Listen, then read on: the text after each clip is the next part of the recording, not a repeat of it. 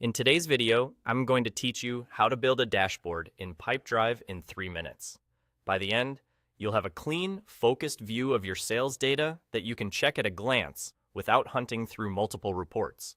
First, open Pipedrive and head to the left sidebar. Click Insights. This is your analytics hub inside Pipedrive, where all dashboards and reports live. If you've never used it before, don't worry. Everything we're about to do is quick and straightforward. At the top left of the Insights area, click Create. This button is your starting point for building anything analytical in Pipedrive. From the options that appear, select Dashboard to create your new dashboard. Choosing Dashboard tells Pipedrive you want a container that holds multiple reports in one place, so you can see trends and KPIs together. Next, name your dashboard and click Save to create it. Pick a name that's descriptive and easy for your team to recognize later, like Weekly Pipeline Overview or Closed Deals Performance.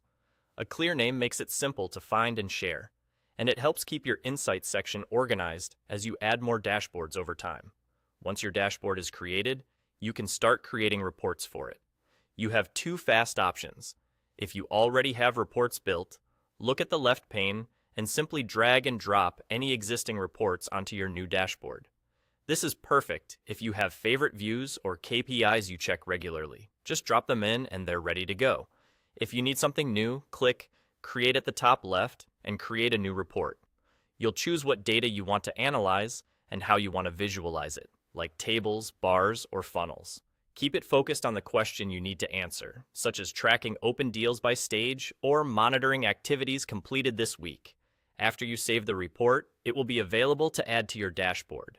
As you add reports, arrange them so the most important insights sit at the top.